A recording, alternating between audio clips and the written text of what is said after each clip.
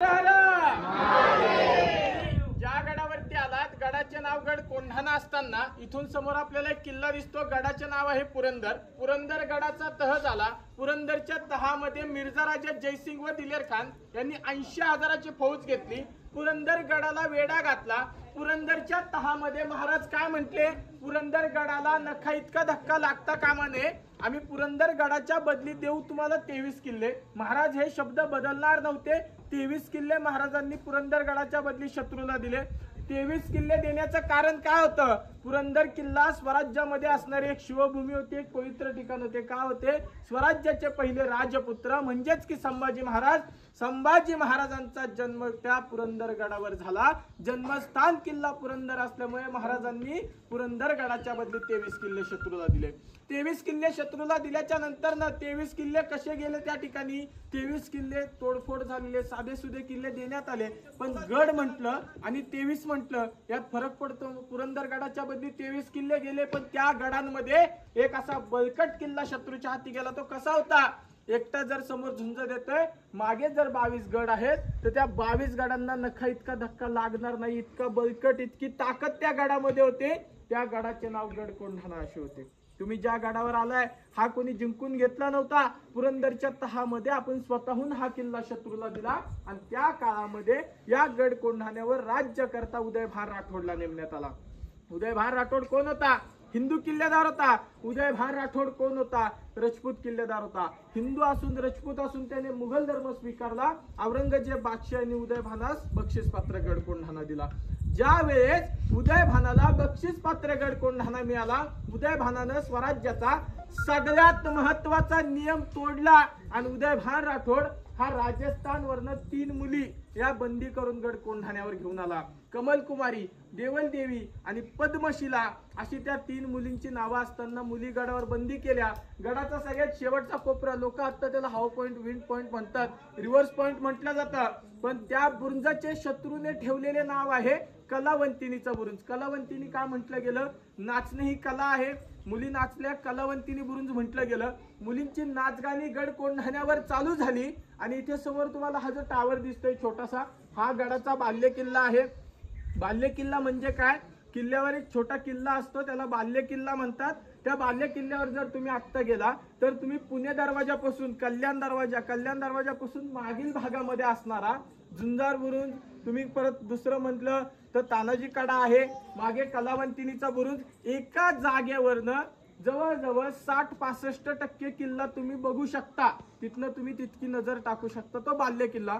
बाल्य किल्ल्यावर उदयभानाचा महाल होता. महाला शेजारी शत्रूचा हिरवा ध्वज फडकत होता. इथून समोर दिसणाऱ्या राजगडावरती जिजामातेंच्या हृदयामध्ये गड कोंढाणा बाणासारखा टोचत होता. बाणासारखा टोचण्याचं कारण मुलींवरचा अत्याचार. कमलकुमारी, देवल देवी आणि पद्मशिला यांची समाधी तुम्ही या ठिकाणी पाहू शकता. समोर ज्या आहे याच त्या 3 मुली, ज्या मुलींना उदयभानानं गडावरती बंदी केलं होतं. मुलींवरचे अत्याचार सोडवण्यासाठी जिजामातेंना रागाच्या भरात आदेश दिला, शिवबा आज अष्टमी आहे, अष्टमीला निघायचं, नवमीला गड कोंढाणा ताब्यात आलाच पाहिजे. किती दिवसाचा वेळ दिला? 1 दिवसाचा वेळ दिला. लवकरात लवकर गड कोंढाणा ताब्यात घ्यायचा. महाराजांची लगबग चालू झाली. 300 सैनिकांची बैठक बसवली. समोरचा किल्ला कोण घेणार? एकही मावळा हो म्हणत नव्हता. स्वतः महाराज म्हटले आम्ही गड कोंढाण्याच्या स्वारीवर निघतो. तानाजीराव मालुसरेंच्या घरी आनंदाचा क्षण होता. मुलाचे लग्न होते आणि तानाजीराव मालुसरे अक्षदरूपी हे राजगडावर निघाले होते. आता तो झाला आनंदाचा क्षण. तसं या परिसराला पूर्णपणे दुःखद परिसर म्हटलं जातं. दुःखद परिसर म्हटलं आता हे का म्हटलं आता हे आधी तुम्हाला सांगतो, लक्ष द्या म्हणजे तुम्हाला समजेल आत्ताची परिस्थिती काय आहे, आता आपल्याला यांची जाणीव काय आहे हे मी आधी दाखवून देतो. ह्या गोष्टी लक्षात घ्या. खालनं आता ऊन आहे, पावसाळ्यामध्ये तर गरज नाही, थोडंसं ऊन पडतंय, लोकांना येताना दम लागतो. खालनं दम लागतो तरी 1 लिटरची पाण्याची बाटली सोबत असते. की पाण्याची बाटली समाधीच्या आतमध्ये येते. इथं आल्याच्या नंतरनं लोकांना बॅगा सुद्धा हातामध्ये धरवत नाही, तर समाधीच्या कट्ट्यांवर ठेवणार, इकडे पाठ करून बसणार. दुसरी गोष्ट अजून ऐका, ती 1 लिटरची बाटली इथं आल्यावरती संपते. 100 ग्रॅम इतकं सुद्धा वजन राहत नाही आणि ती बाटली लोक इथं टाकून जातात. ती बाटली सुद्धा लोकांना नेणं होत नाही. आपण या स्वराज्यामध्ये मोकळ्यापणानं ज्या जागेवर बिनधास्तपणे फिरतो त्याचं कारण आहेत हे मावळे. ह्या मावळ्यांनी जिथं आपल्या जीव त्या ठिकाणी सोडला, आपल्या जीवाचं त्या ठिकाणी पाणी पाणी केलं, जिथं या मावळ्यांनी रक्त सांडवलंय आपण तिथं त्या ठिकाणी मोकळेपणानं फिरू शकतोय. तानाजीराव मालुसरे यांनी आपले प्राण सोडले हे ठिकाण सुद्धा लोकांना माहिती नाहीये. आत्ताची परिस्थिती, आता तुम्ही इथं थांबलेले आता ऐकसान म्हणून सोडून द्या विषय, जे मागून येतील त्यांच्यावर फक्त लक्ष ठेवा. खालनं येणार, समोर येणार, समोर समाधी आहे, समाधीचं दर्शन घेणार, एक फोटो काढणार, मेमरी ठेवली पाहिजे. फोटो काढल्याच्या नंतर न लोक इथे येतात, इथं आल्यावर त्यांना इकडे एक मूर्ती दिसती तर वाटतं गणपतीचं मंदिर आहे. इथं देवासाठी कोणी आलेलं नाही, आलेत कोणासाठी? मालुसरेंचं दर्शन घेण्यासाठी. समोर दर्शन घेतलं, देवाच्या पाया आपण घरी पडतो, वाटेत सुद्धा दिसला तरीही पडतो, इथं चुकून दिसलं तर कोणी पाया पडतं, कोणी पाया सुद्धा पडत नाही. तुम्ही समोर पाहताय हा ब्रांजचा पुतळा आहे, ही प्रतिमा समाधी आहे. असा पुतळा आपल्या चौकांमध्ये लावलेला असतो आणि त्याच ठिकाणी सगळ्यात महत्वाची गोष्ट, असा पुतळा तुम्ही घरी बसवला तरी काही हरकत नाही, तुम्हाला कोणीही अडवणार नाही. ही जी प्रतिमा समाधी आहे नामदार शंकररावजी चव्हाण यांच्या हस्ते इथं उभी करण्यात आली. त्याच्यावर नाव दिले, लोकांना वाटतं हीच एक समाधी आहे, हिचं दर्शन घ्या, निघा. 4 फेब्रुवारी सन 1670 साली आपल्या मावळ्याचा हात तुटला.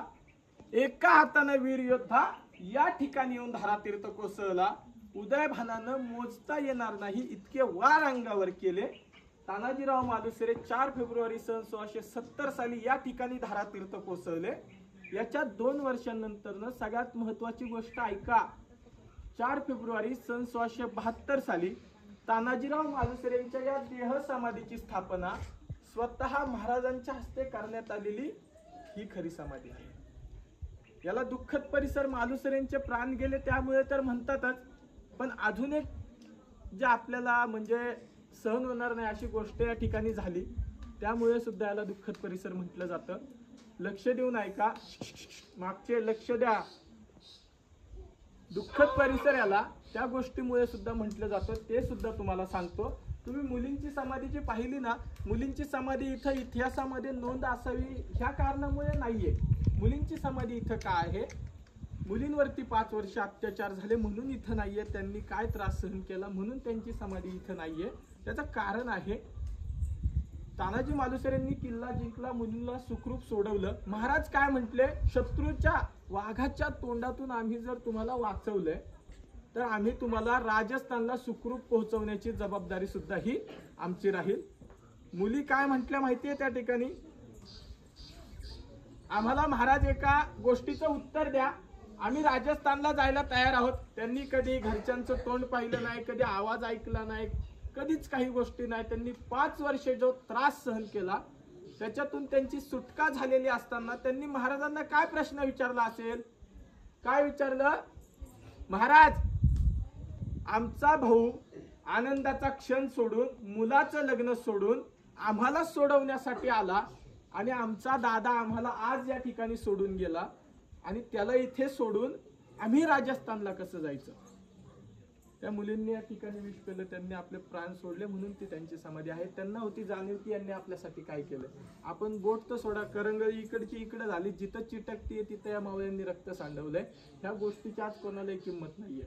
आणि सगळ्यात महत्वाची गोष्ट, एक 5-10 मिनिटं घेणारे माहिती सांगेल, 2 मिनिटाचा पोवाडा असेल. आणि महत्वाची गोष्ट ही सांगतो, मी काय 4थीतल्या पुस्तकातली वाचून घोरपड सांगत नाही किंवा मला कोणी आजोबा पंजोबांनी ह्या गोष्टी शिकवलेल्या नाही. मी तुम्हाला ज्या गोष्टी सांगणार आहे ह्या अशा नाही की मला काहीतरी वेगळं माहिती आहे. आपलाच इतिहास आहे, लक्ष देऊन ऐका. काही थोडेसे त्याच्यात गैरसमज आहेत, हे तुमचे दूर होतील. 10 मिनिटं जास्तीत जास्त घेईल. ज्यांना थांबायचं ते थांबा, थोडीशी वाट द्या, म्हणजे ज्यांना जायचं यायचंय ते जाऊन येऊन करतील. बरं, आता आपण माहितीला सुरुवात करू. आनंदाचा क्षण चालू झाला, मुलाचं लग्न. रायबाच्या अक्षदारूपी तानाजीराव मालुसरे राजगडावर पोहोचले. राजगडावरती पोहोचलेले असताना महाराजांची लगबग चालू. समोरचा किल्ला कोण येणार एकही मावळा हो म्हणत नसताना महाराज म्हणतात स्वतः निघतो. गड कोंढाण्याच्या स्वारीवरती जिजामातेंचा आदेश आहे, कोणी टाळू शकत नाही. तानाजीराव मालुसरे महाराजांच्या समोर हजर. महाराजांच्या समोर गेलेले असताना मुजरा मुजरा महाराज मुजरा. रायबाचं लग्न, रायबाच्या लग्नामध्ये महाराज नक्की यायचं. महाराज काय म्हणतात, रायबाचं लग्न थाटामाटाने लावून द्या, तोपर्यंत आम्ही गड कोंढाण्याच्या स्वारीवर जाऊन येतो आशीर्वादाकरिता.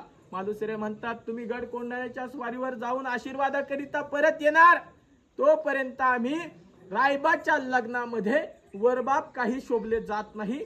आधी लग्न होईल त्या कोंढाण्याचं, मग होईल ते माझ्या रायबाचं. निवडक 500 सैन्य घेतले आणि गड कोंढाण्याकडे चाल केली.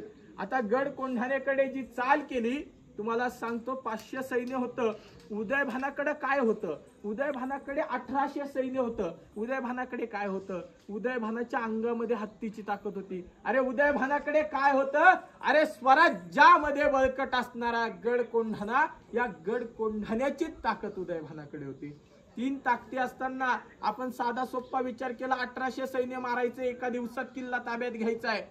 मग त्या ठिकाणी 1800च्या 2-3 पटीने आपण जास्त घेऊन गेलं पाहिजे. मालुसरेंनी 500 आणलं, मग अतिविश्वास होता का, अतिविश्वास नाही. मराठ्यांचा जुना इतिहास बघा, मराठ्यांनी कधीही जास्त सैन्य नेऊन कमी सैन्य मारलं नाही. कमी घेऊन गेले, जास्त सैन्य मारून परत आले. त्यासाठी जे डोकं वापरलं त्याला गनिमी कावा असं म्हणतात. गनिमी कावा करण्यासाठी सगळ्यात महत्वाची लागते माहिती, सगळ्यात महत्वाची लागते माहिती. माहिती घ्यायची कुठून, उदयभान तर त्या ठिकाणी स्वतःच सैन्य गडावर घेऊन बसलाय. गडावरती येऊन आपल्याला गडाचं सैन्य फितूर करता येत नाही. गडाची माहिती बाहेरूनच कुठून तरी घेतली पाहिजे. पण उदयभानाकडे कुठं तोफा आहेत, कुठं उदयभान आपल्याला अडकवू शकतो, ही माहिती घेणं गरजेचं. गनिमी काव्यासाठी त्या ठिकाणाची माहिती खूप गरजेची. काय झालेलं आहे माहिती आहे त्या ठिकाणी. आता सगळ्यात पहिलं हे ऐका, तुम्ही पिक्चर बघितला असेल, तुम्ही काही पुस्तकं वाचले असेल, त्याच्यामध्ये तुम्ही काय बघितलं, तुम्ही बघितला राजगड, तुम्ही बघितला राजगड, तुम्ही बघितला द्रोणागिरीचा कडा. द्रोणागिरीच्या कड्यानंतर काय बघितलं, यशवंती नावाची घोरपड, यशवंता घोरपडे नावाचा मावळा. आता हे दोघं कोण होते हे सुद्धा तुम्हाला सांगणार आहे. तुम्ही फक्त हेच बघितलं, तुम्ही कधी हे मावळे बघितलेत का, जे डोंगर दऱ्यांमधनं, कड्या कपाऱ्यांमधनं, करवंदीच्या जाळ्यांमधनं काटे टोचेपर्यंत गड कोंढाण्यापर्यंत पोहोचलं. हे मावळं कधी तुम्हाला कोणी दाखवलं का.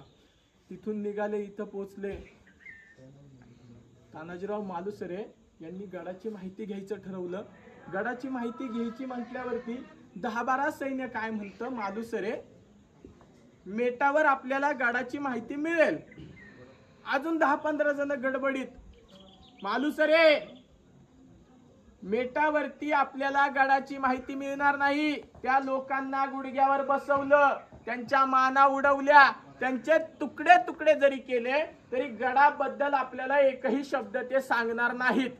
आता मेट कुठं होतं, मेटावर कोण राहत होतं आणि मेट तिथं बांधण्याचा उद्देश काय होता हे आधी ऐका, मग तुम्हाला समजेल गडाची माहिती आपल्याला का मिळणार नव्हती. खूप महत्वाचा भाग आहे.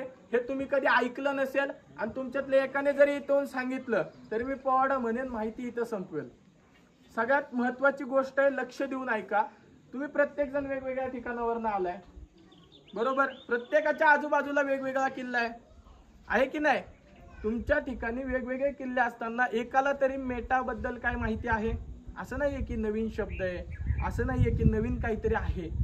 मेटाची जी गोष्ट आहे ही गडाशी संबंधित आहे. मेट हे गडाला जोडलेलं आहे आणि इतिहासांमध्ये त्याची खूप अशी नोंद आहे, पण आपलं कधी त्या गोष्टीकडे लक्ष गेलं नाही. आहे का कोणाला मेटाबद्दल माहिती नाहीये. मग लक्ष देऊन ऐका म्हणजे तुम्हाला समजेल मेट काय होतं. तुम्ही दौलताबाद किल्ला पाहिलाय, दौलताबादचं वर्णन कसं आहे माहितीये का, आपल्या गडाचा अर्धा किल्ला आहे. मग तुम्ही विचार करा, औरंगजेबाने अख्खी दौलत तिथं ठेवायची हिंमत का केली, त्याचं कारण मी तुम्हाला सांगतो. आपल्या गडाची तटबंदी इथे कड्याला, कड्याच्या खाली मग स्वराज्य चालू होतं. हा किल्ला शत्रूकडे समजा, तिथून खाली स्वराज्य चालू होते. 8 गावं फक्त गडाच्या गोलवेढ्यावर, बाकी स्वराज्यात. उदयभान तिकडे जाऊ शकत नाही. आता त्यांची तटबंदी बघा कुठं होती, 2 किलोमीटर लांबे, 3 किलोमीटर लांबे, अशी इतकं अंतर आहे. मग आता तुम्ही विचार करा, एक मावळा, त्याच्या पुढे एक मावळा, असे 2 किलोमीटर मावळे उभे केले, किती सैन्य उभं राहू शकतं. आपण हा हिशोब साधा सोप्पा आपण लावू शकतो. आता तुम्ही विचार करा, पूर्ण त्या 3 किलोमीटरच्या तटबंदीमध्ये पूर्ण गोल वेढ्यावरती किती सैन्य बसेल, आपण जर हिशोबाला बसलो आपल्याला हिशोब जुळणार नाही. मग औरंगजेब संख्येच्या जीवावर लढायचा. संख्येच्या जीवावर म्हणजे कसं, जर आपल्या गडावर हल्ला झाला दौलताबादवरती, त्यांनी काय केलंय, 25,000 समोर लढते, 25,000 मरेपर्यंत मागे जे 25,000 थांबले ना उभं, यांनी मुठमुठ त्या ठिकाणी त्याची दौलत उचलून नेली. तरी पुढचं 25,000 मरेपर्यंत मागे जे 25,000 सैन्य उभं राहिले ते त्याची दौलत घेऊन पसार होऊन जाईल. संख्येच्या जीवावर लढत होता. आता तुम्ही विचार करा बरं, आपल्या गोल डोंगर दऱ्यांमध्ये तटबंदी आपण बांधू शकतो का? अशा डोंगरांमध्ये 6 महिने पाऊस असतो, वारं असतं, धुकं असतं, 6 महिने पाऊस हटत नाही. अशा परिस्थितीमध्ये आपल्या मावळ्या तिथं दिवस नाही काढू शकत.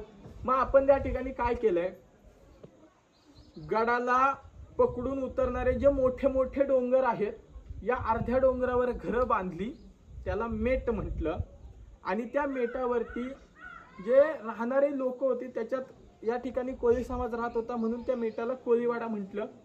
आता त्या कोळीवाड्याचं काम कसं होतं, हा डोंगर आहे, इथून मी त्या ठिकाणी आता गोलवेड्यावर तटबंदी नाही बांधू शकत, तर इथून मी 2 किलोमीटर बघू शकतो. जिथपर्यंत माझी नजर जात आहे तिथपर्यंत नजर जाऊन दिली आणि त्या पुढे अजून एक मेट उभं केलं आणि अशीच गोलवेढ्यावरती मेट तयार करत आपल्या गडाच्या गोलवेढ्यावर 8 मेट तयार झाली. आणि तटबंदी कशी केली, नजर हीच तटबंदी, हा हिशोब ठेवला. आपले जलदुर्ग सोडले तर प्रत्येक डोंगर भागामध्ये असणाऱ्या गडांना मेटही आहेत. आता तुम्ही या ठिकाणी समोर माहिती झाल्यावर हा जी भिंत आहे कोपऱ्यावर जाऊन बघा, आपल्या गडाला गोलवेढ्यावरती 8 मेटा आहेत. प्रत्येक मेटाची माहिती त्या ठिकाणी लिहिलेली आहे, लक्ष देऊन वाचा. नजर हीच तटबंदी केली आणि या गडाला घेरा सिंहगड असं म्हणण्यात आलं, कारण की पूर्णपणे तो घेरा दिला. मग आता तुम्हाला समजलं मेट कुठं होतं, काय आहे. तुम्ही तानाजी कडा बघा, खाली लक्ष द्या, तुम्हाला मेट सहसा दिसणार नाही. कसं दिसल, तुम्ही डोंगर बघत जा, एक मोठा डोंगर दिसेल, डोंगराच्या पलीकडे दिसत नाही. मग त्याच डोंगरावर थोडं वरती खाली बघितलं, तुम्हाला ती 10-12 घरं दिसणार, ते मेट तुम्हाला आपोआप दिसलं जाणार. तसं तुम्ही किती नजर टाका, तुम्हाला ते सहसा दिसत नाही. असं बनवण्याचं काम त्यांनी केलं होतं. तटबंदी झाली. आता लक्ष द्या, मेट समजलं का सगळ्यांना? तुम्ही जाऊन बघू शकता, इथे नकाशा आहे, नकाशामध्ये सुद्धा दिसेल.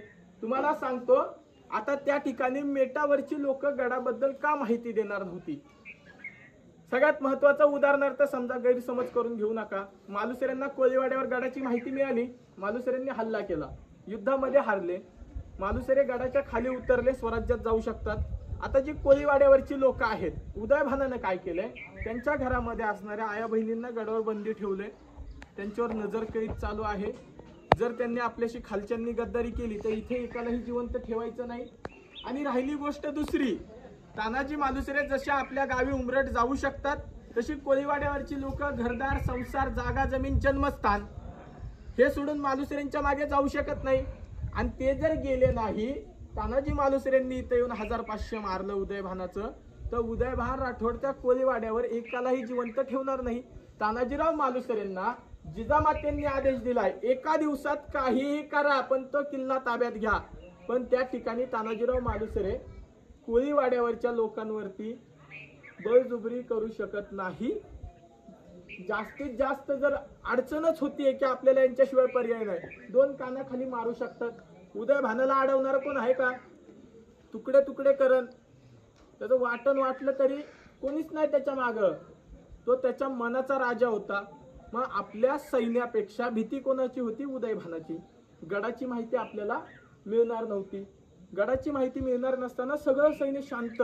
मालुसरेंचा बारका भाऊ सूर्याजी मालुसरे काय म्हणतो, दादा 2 कडव्याचा वेळ दे, 2च कडव्यांमध्ये मी कोळ्यांना फितूर करून दाखवतो. कोळ्यांना फितूर करतो म्हणताच काय झालेलं आहे, सक्का भाऊ असला तरी विश्वास नाही. सूर्याजी हे बघ, इथं चुकी झाली, इथून जर माघारी जावं लागलं मी तुला इथून घेऊन जाईन आणि जिजामातेंच्या समोर उत्तर द्यायला तुला उभं करेन. सूर्याजीनं होकार दिला, मी तयार आहे, चुकी होणार नाही, विश्वास दिला. गोंधळाचा वेश घेतला आणि जे कोळी स्वतःचे तुकडे झाले तरी गडाबद्दल एक शब्द सांगणार नव्हते, त्या कोळ्यांना सूर्याजीनं फितूर केलं मार्मिक भाषेमध्ये. 5 मिनिटाची माहिती राहिली, त्यानंतर एक 2 मिनिटाचा पोवाडा सांगण्याचं कारण तेच आहे. कोळीवाड्यावरती कोळ्यांना फितूर करण्यासाठी जी मार्मिक भाषा वापरली ही थोडीशी पोवाड्यामध्ये आहे, नंतर तुम्ही ऐकू शकता. खूप महत्वाचा भाग पोवाड्यामध्ये तुम्हाला समजेल. कोळ्यांना फितूर केलं आपल्याला द्रोणागिरी कड्याची माहिती मिळाली. द्रोणागिरी कडा का सांगितला? कारण की कड्याच्या बाजूलाच बरोबर त्या कलावंतिनी बुरुजावर मुलींची नाचगाणी चालू आहेत, आरडाओरडा चालू आहे आणि त्या कड्यानं जर तुम्ही वर गेला तर दोनही बाजूने दगडी आहेत, इतक्या मोठ्या दगडी आहेत की तुम्ही समाधीचं पूर्ण अंतर हे घेऊ शकता. त्या अशा लटकलेल्या आहेत कड्याला पूर्णपणे. म्हणजे हा कडा आहे, पलीकडून दिसू शकतं, ते इथे एक दगड आहे, इथे एक दगड आहे, मधून तुम्ही वर येताना कोणालाही दिसणार नाही अशी परिस्थिती कड्याची. परत त्या ठिकाणी आरडाओरडा आहे, तिकडचं जे तटबंदीवरचं सैन्य हे मुलींची नाचगाणी बघायला गेलंय. मग त्या ठिकाणी त्यांनी त्याचा फायदा उचलून द्रोणागिरीचा कडा सांगितला. द्रोणागिरीचा कडा निवडला आणि तो कडा निवडलेला असताना काय झालंय, अर्धी लोक म्हणतात यशवंती नावाची घोरपड होती, घोरपडीच्या साह्यानं कडा सर केला. अर्धी लोक काय म्हणतात, लक्ष द्या, अर्धी लोक काय म्हणतात, आमचं घोरपडे आडनाव आहे. आमचं घोरपडे आडनाव का ठेवलं गेलं? कारण की आमची माणसं ही त्या काळामध्ये महाराजांच्या मावळ्यांना घोरपडी सारखं चढायला मदत करायचे, म्हणून आमचं आडनाव हे घोरपडे ठेवलंय. मी तुम्हाला सांगतो, आता मी तुम्हाला पहिलंच सांगितलं, मी आजोबा पंजोबांनी शिकवलेल्या गोष्टी सांगत नाही. आता लक्ष देऊन ऐका, मी कुठून काय शिकलो काय तुमच्यापर्यंत पोहोचतंय हे लक्ष द्या. आता आपण लिहितो पानावरती, जसं 4थीच्या पुस्तकात घोरपड लिहिलंय. आता तुम्ही 10वीचं पोरग घ्या, त्याला आता एक 2-4 दिवसाआधीचा अभ्यास विचारा, त्यांनी कुठलं पुस्तकामध्ये धडा वाचलाय, त्यातलं एखाद्याचं नाव विचारा, त्याला येणार नाही. लहान मुलाच्या डोक्यात कसं राहिलं, तिथे घोरपडे नावाचा मावळा असता तो राहिला नसता. पण घोरपड हा एक सरपटणारा प्राणी आहे आणि प्राणी असल्यामुळे तो डोक्यामध्ये स्पष्टपणे राहिला. काय लक्ष द्या, त्या ठिकाणी तो सरपटणारा प्राणी असल्यामुळे लहान मुलाच्या डोक्यात बरोबर गेला. पण मी तुम्हाला सांगतो, आता आपण लिहितो पानावरती, ज्या गोष्टीमध्ये ठेवतो त्याला वही किंवा पुस्तक म्हटलं जातं, बरोबर आहे की नाही? आता आपण लिहितो पानावरती, त्याला वही किंवा पुस्तक म्हटलं. आता आपण ज्या ठिकाणी ठेवतो त्या काळामध्ये कोरलं जायचं ताम्रपत्रांवरती. तुमच्या समोर ताम्रपत्र आहेत, संस्कृत भाषेमध्ये कोरीव काम आहे. अशा ताम्रपत्रांवरती कोरलं जायचं आणि ही ताम्रपत्र ज्या पुस्तकामध्ये ठेवायचे, लक्ष द्या, ज्या पुस्तकामध्ये ठेवायचे त्या पुस्तकाला बखर म्हणतात. आपला खरा इतिहास कुठे लिहिला गेलाय? बखरींमध्ये लिहिला गेलेला आहे. त्याच बखरींमध्ये असणारी चित्रगुप्त नावाची बखर आहे, शेंडगावकर नावाची बखर आहे आणि दोनही बखरींमध्ये काय उल्लेख आहे? तान्हा मालुसरेनं द्रोणागिरीचा कडा सर्व मावळ्यांना सोबत घेऊन तो कडा वानराप्रमाणे सर केला आणि गडावर युद्धाला सुरुवात केली. जसं वानर चढू शकतं तसा तो कडा सगळ्या सैन्यांच्या साह्यानं सर झाला. तिथं यशवंती नव्हती, यशवंता घोरपडे नावाचा मावळा नव्हता. समोरचं ताम्रपत्र आहे, त्या ठिकाणी तुम्ही वाचू शकता. दंतकथा दिली आहे, खाली खरी हकीकत दिली आहे. दंतकथा म्हणजे काय? आता इकडे मागा आवाज चालू आहे, त्यांना माझं ऐकू येत नसेल, लक्ष द्या.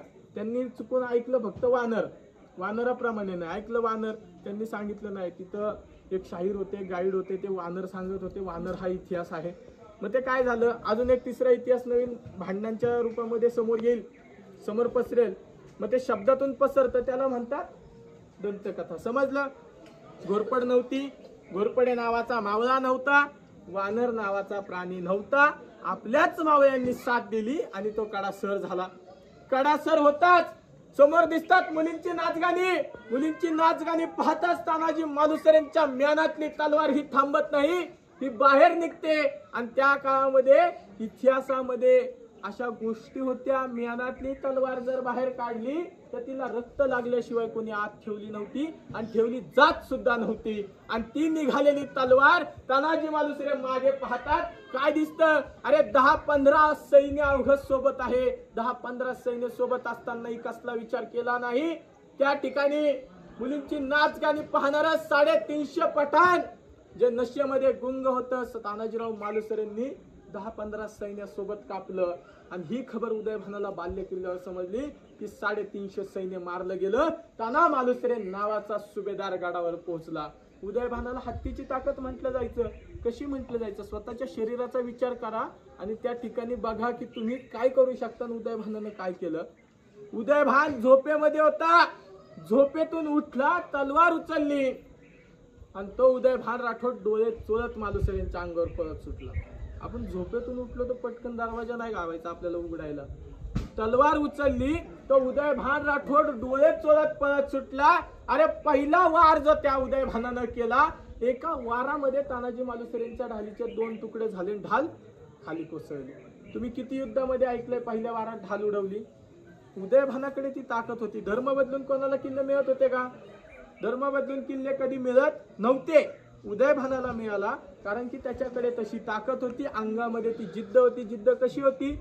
समोरच्यानं 2 वार केले, आपण त्यावर एकच वार करायचा, पण त्या ठिकाणी जो 1 वार करणार समोरच्याची 3रा वार करायची कधी हिंमत नाही झाली पाहिजे, अशी उदयभानाकडे जिद्द होती. मालुसरे शांत बसणाऱ्यातले आहेत का? हातावर कापू लागले, कमरेचा शेला काढला, हाताला गुंडाळला, रक्त थांबवण्याचा प्रयत्न केला, ढालीसारखा उपयोग झाला. जिथं ढाल तुटते कापडी शेला टिकत नाही. हात मागच्या भागात तुटला. आपला मावळा वीर योद्धा या ठिकाणी येऊन धारातीर्थ कोसळला आणि धारातीर्थ कोसळताना हातात एक तलवार जी फेकली, उदयभानाच्या डोळ्याला लागली, पूर्णपणे डोळा उडाला. उदयभान राठोड्यानं काय केलेले? तानाजी मालुसरेंना या ठिकाणी धारातीर्थ कोसळलेलं पाहून रागाच्या भरात छातीमध्ये लात मारली, अपमान केला आणि उदयभान कल्याण दरवाजाकडे पळू लागला. आता इथे काय झालेलं आहे? आपला जो खेळ आहे पूर्णपणे संपलेला आहे. कसा खेळ संपला? तानाजी मालुसरेंना ज्यावेळेस आपल्या मावळ्यांनी बघितलं धारातीर्थ कोसळलेलं, त्यावेळेस ज्या दोरानं मावळे वर आले त्याच दोरानं उतरून पळू लागले. मावळे पळून गेले, मालुसरे धारातीर्थ कोसळले. आपला खेळ राहिलाय का? पूर्णपणे संपलेला आहे. युद्धासाठी कोण उपस्थित आहे का आपल्यातलं? आपला खेळ या ठिकाणी पूर्णपणे संपलेला आहे. मग आता गनिमी कावा ऐका. गनिमी कावा केला नसता तर इथंच खेळ संपला होता. इथून पुढे जायची गरज नाही. इथून पुढे मग मला इतिहास पण सांगावा लागला नसता. गनिमी कावा केला. गनिमी कावा कसा असतो हे आधी ऐका. हरत आलेलं युद्ध आणि संपत आलेला खेळ जे पलटून जिंकतात त्याला गनिमी कावा असे म्हणतात. आपला खेळ इथं संपला. पलटला कुठं? उदयभानानं लात मारली. उदयभान कल्याण दरवाजाकडे पळाला. पळण्याचं कारण होतं तिकडून आपलं सैन्य होतं मागच्या भागात आणि समोरून उदयभानाचं होतं गोलवेड्यावरची तटबंदी जी होती ही लढण्यासाठी तिकडे गेली. तिकडून आपल्या इकडून शत्रूचं समोरासमोर युद्ध चालू आहे, बरोबर का? उदयभानानं त्याचा फायदा उचलला. इकडे एकही मावळा नसताना सगळ्यांची नजर चुकवली आणि उदयभान राठोड कल्याण दरवाजाकडे पळू लागला.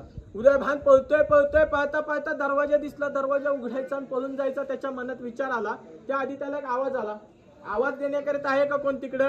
एकही मावळा नाही. तरी सुद्धा आवाज आला. आवाज काय होता? अरे उदयभाना, अरे हिजडीच्या अवलाद तुझी, माझा मुलगा रक्ताच्या थरव्यात पडून मेला, तू छातीत लात मारून पळून निघाला. अरे असेल हिंमत? 80 वर्षाच्या म्हाताऱ्यासोबत चाल खेळ. उदयभान चाल खेळू लागला. अंगावर झेप घेतली, आडवा पाडला, त्याच्या छातीवर बसून त्याचा दाताने गळा फाडला. कल्याण दरवाजाच्या टेकडीवर उदयभानाला ठार मारला. 80 वर्षाचे म्हातारे मामा शेलार मामा यांनी इथं संपलेला खेळ कल्याण दरवाजावर पलटला. गनिमी काव्यात आपला वाटा सादर करत कल्याण दरवाजापासून गड कोंढाणा जिंकायला तो चालू केला. तुम्हाला त्या ठिकाणी सगळ्यात महत्वाचा प्रश्न आता हा पडतो, शेलार मामा एकटे काय करत होते? दुसरा प्रश्न हा पडतो की शेलार मामांना कसं माहित होतं उदयभान तिथे येणार आहे? शेलार मामांना हे माहित नव्हतं की उदयभान तिथे येणार आहे आणि शेलार मामा तिथे एकटे नव्हते. शेलार मामांसोबत सूर्याजी होता. शेलार मामांसोबत 360 सैन्य होतं आणि तानाजीराव मालुसरे यांच्या सोबत त्या ठिकाणी द्रोणागिरीच्या कड्यावर 200 सैन्य होतं. आता लक्ष द्या, खूप महत्वाची गोष्ट. आता काय? इकडे 200, इकडे 360, टोटल होतात 560. आता ज्यांनी पहिल्यापासून ऐकलंय त्यांच्याकडे प्रश्न आहे, त्यांच्याकडेच उत्तर आहे. ते काय? तानाजी मालुसरेंनी आणले 500. मग आता तुम्ही विचारात पडले 560 झाले कसे? पण थोडा अजून विचार केला की तुम्हाला समजतो ते 60 जण तिथं कोण आले होते? जे काम तलवारीच्या धारीने होणार नव्हतं तेच काम सूर्याजीनं जिभेच्या धारीने केलं. आपल्याला गडाबद्दल एक शब्द न सांगणारं त्या ठिकाणचं कोळी त्या आपल्या युद्धात सामील झालं. कल्याण दरवाजा उघडायला मदत केली. कल्याण दरवाजा उघडून गडावरती हल्ला चालू केला. उदयभानाचे ते नशीब होतं, तो त्या ठिकाणी कल्याण दरवाजाला गेला आणि शेलार मामाला सापडला. उदयभान जगला असता तो डायरेक्ट अंगावर गेला. शेलार मामा काय आता त्याला म्हणतील तू पळून जा, आलाय त्या ठिकाणी मारला. हा गैरसमज आहे की शेलार मामांना स्वप्न पडलं होतं. विचारणारे असतात, राग मानू नका, विचारणारे भरपूर असतात. इथं एवढं सगळं चाललंय, माहिती चालली. अरे दादा ते शेलार मामांना स्वप्न पडलेलं. अरे मला कुठं माहिती? शेलार मामांना पण माहित नव्हतं ना उदयभान येणार आहे. तो घेरा मुळात उदयभानासाठी नव्हता. तुम्ही मागे गेला त्रिकोणी कोपरा आहे, त्रिकोणी कोपऱ्यामध्ये 500 जण आपले घेऊन गेलो असतो, समोरून 1800 आले असते, आपण मागे अडकत गेलो असतो. कोपऱ्यात अडकल्यावर तुम्ही अशी तलवार फिरवून तर ढाल तोडू शकत नाही.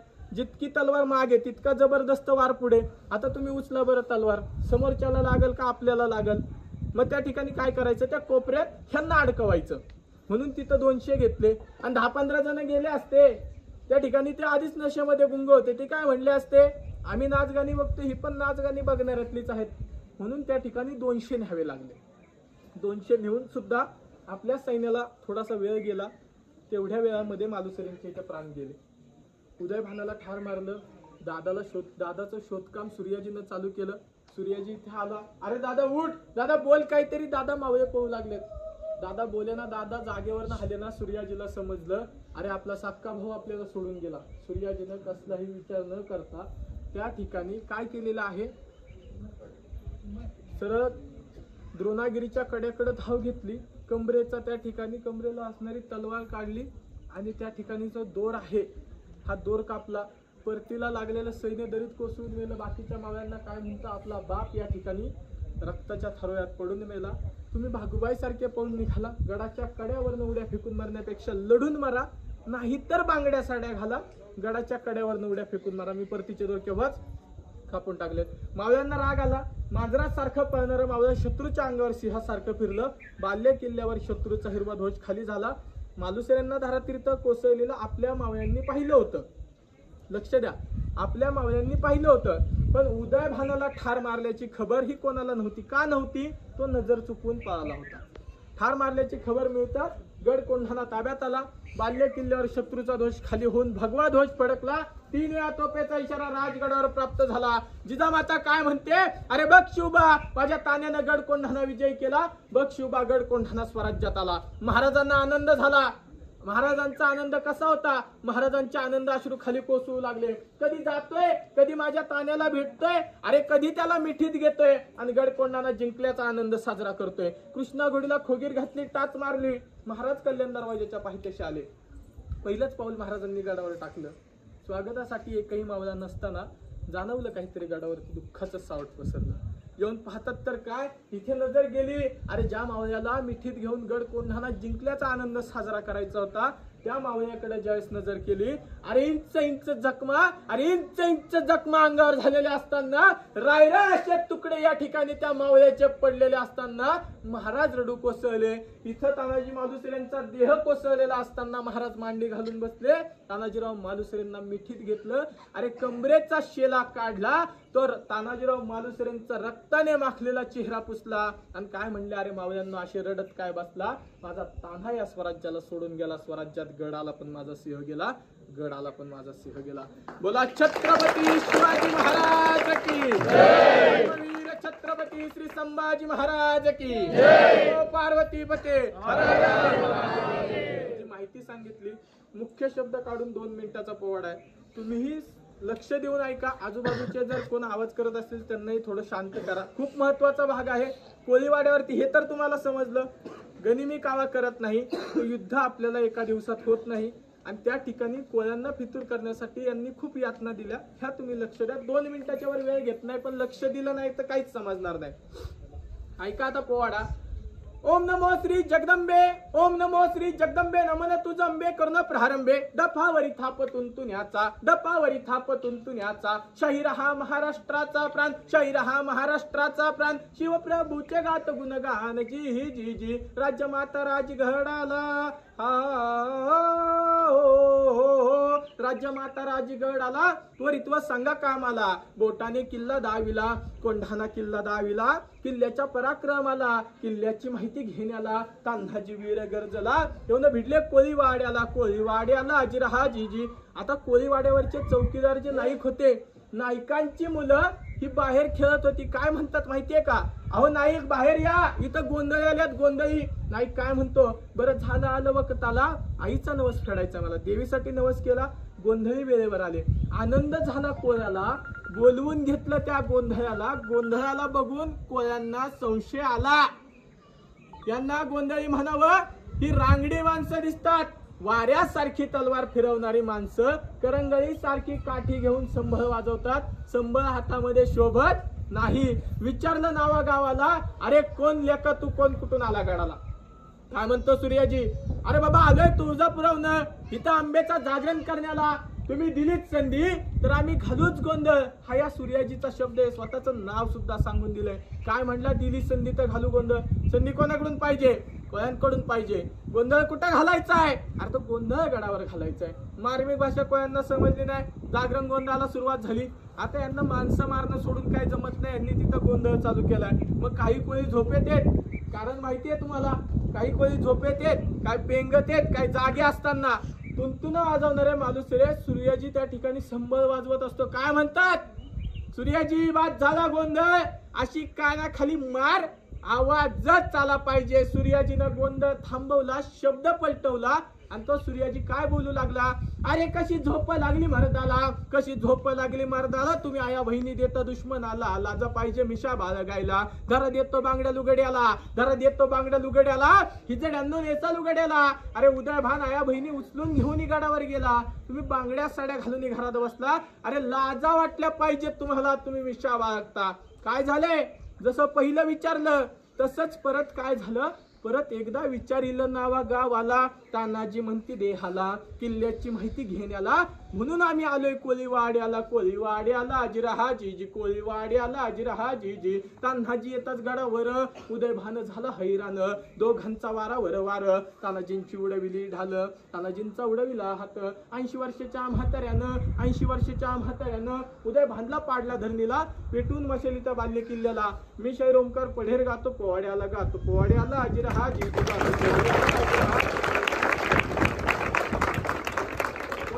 छत्रपती शिवाजी महाराज की जय. छत्रपती श्री संभाजी महाराज की जय. पार्वती पते.